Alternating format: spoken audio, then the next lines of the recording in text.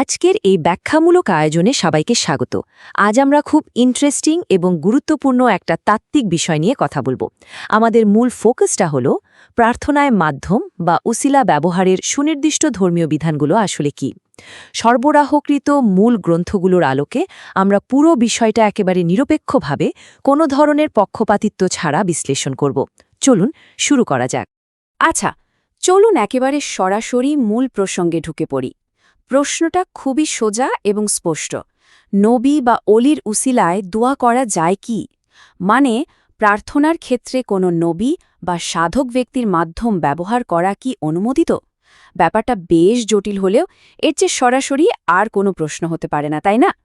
আর এর উত্তরে মূল টেক্সট কিন্তু কোনো ধরনের রাগঢাক বা অস্পষ্টতা রাখেনি।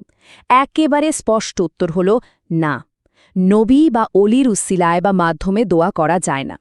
এর কারণ হিসেবে গ্রন্থটিতে খুব সুনির্দিষ্ট একটা তাত্ত্বিক অবস্থান তুলে ধরা হয়েছে।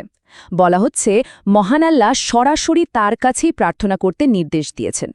অর্থাৎ স্রষ্টা এবং সৃষ্টির মাঝখানে কোনো মধ্যস্থতাকারীর যে কনসেপ্ট, সেটাকে এখানে কাঠামোগতভাবেই সরিয়ে দেওয়া হয়েছে এবং সরাসরি কানেকশনের উপর জোর দেওয়া হয়েছে। তো এর প্রথম প্রমাণ বা ভিত্তি হিসেবে আসছে সূরা আল বাকারার দলিল। এখন স্বাভাবিকভাবেই প্রশ্ন আসে, সরাসরি দোয়া করার এই নির্দেশনার ভিত্তি আসলে কি? মূল টেক্সট একটা সুনির্দিষ্ট শাস্ত্রীয় দলিলের দিকে নির্দেশ করছে, আর এটি চমৎকারভাবে তুলে ধরে স্রষ্টার প্রত্যক্ষ উপস্থিতির ধারণাকে। সূরা আল বাকারার ১৮৬ নম্বর আয়াতের অনুবাদটা যদি আমরা একটু গভীরভাবে খেয়াল করি, সেখানে বলা হচ্ছে, নিশ্চয়ই আমি অতি নিকটে, আহ্বানকারী যখন আমাকে আহ্বান করে আমি তার আহ্বানের সাড়া দেই। কথাগুলোর অন্তর্নিহিত তাৎপর্যই কিন্তু বুঝিয়ে দেয় কেন সরাসরি প্রার্থনার ওপর এত জোর দেওয়া হয়েছে। স্রষ্টা নিজেই যখন বলছেন তিনি অতি নিকটে এবং ডাকলেই সরাসরি সাড়া দেন, তখন শাস্ত্রীয় দৃষ্টিকোণ থেকে সেখানে তো আর কোনো থার্ড পার্টি বা মাধ্যমের দরকারই পড়ছে না। এই আয়াতটিকে মূলত মাধ্যম বর্জনের প্রধান দলিল হিসেবে উপস্থাপন করা হয়েছে। এরপর আমরা যাচ্ছি দ্বিতীয় অংশে, অপ্রমাণিত বর্ণনার বিশ্লেষণে। একটা পূর্ণাঙ্গ একাডেমিক আলোচনা তো কেবল মূল বিধান জানিয়েই শেষ হয় না, সমাজে প্রচলিত বিভিন্ন ধারণাকেও পাশাপাশি বিশ্লেষণ করতে হয়। এখন সবচেয়ে চমকপ্রদ বিষয়টা হলো সমাজে প্রচলিত একটা বর্ণনার চুলচেরা বিশ্লেষণ। একটা বহুল প্রচলিত দাবি শোনা যায় যে হজরত আদম শেষ নবীর উসিলায় দোয়া করেছিলেন, কিন্তু মূল টেক্সট এখানে একেবারে সুনির্দিষ্ট সিদ্ধান্ত জানিয়ে দিচ্ছে। সেখানে স্পষ্টভাবে বলা হয়েছে যে এই ঘটনাটির কথা আসলে প্রমাণিত নয়, মানে শাস্ত্রীয় মানদণ্ডে এই বর্ণনা বা হাদিসটি সহি বা বিশুদ্ধ নয়। প্রচলিত ধারণা আর কঠোর শাস্ত্র প্রমাণের মধ্যে কত স্পষ্ট একটা সীমারেখা টানা হয়েছে, সেটা এই অংশটুকু দেখলেই বেশ ভালো বোঝা যায়। চলুন সামনের দিকে এগোই আর দেখি পুরো বিষয়টা কিভাবে দাঁড়িয়েছে। তৃতীয় অংশ, ওসিলার ৩টি অনুমোদিত রূপ।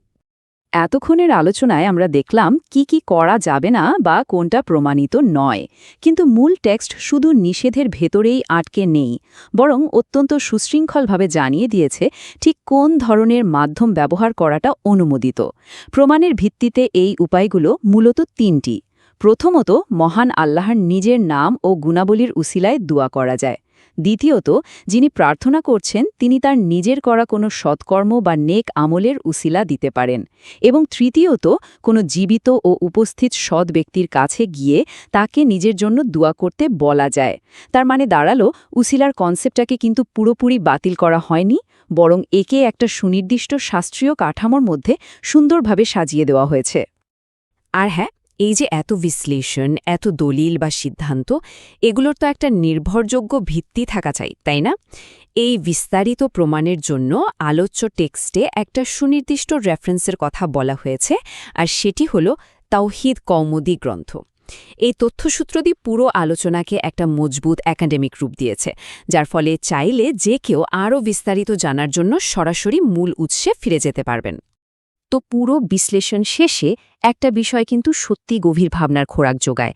একদিকে রয়েছে মানবজাতির ঐতিহাসিকভাবে চলে আসা কোনো না কোনো আধ্যাত্মিক মাধ্যমের খোঁজ, আর অন্যদিকে রয়েছে সূরা আল বাকারার সেই সুগভীর ঘোষণা, আমি অতি নিকটে। সৃষ্টার এই নৈকট্যের ধারণাটি কি তাহলে মানুষের সেই পুরনো আকাঙ্ক্ষাকে একেবারেই নতুন কোনো দৃষ্টিভঙ্গি দেয়? এই অমীমাংসিত অথচ গভীর ভাবনার জায়গাটিতেই আজকের এই ব্যাখ্যামূলক আলোচনাটি রীতি টানছি। আশা করছি এই কাঠামোগত বিশ্লেষণটি বিষয়টির তাত্ত্বিক ভিত্তি বুঝতে দারুণভাবে সাহায্য করেছে।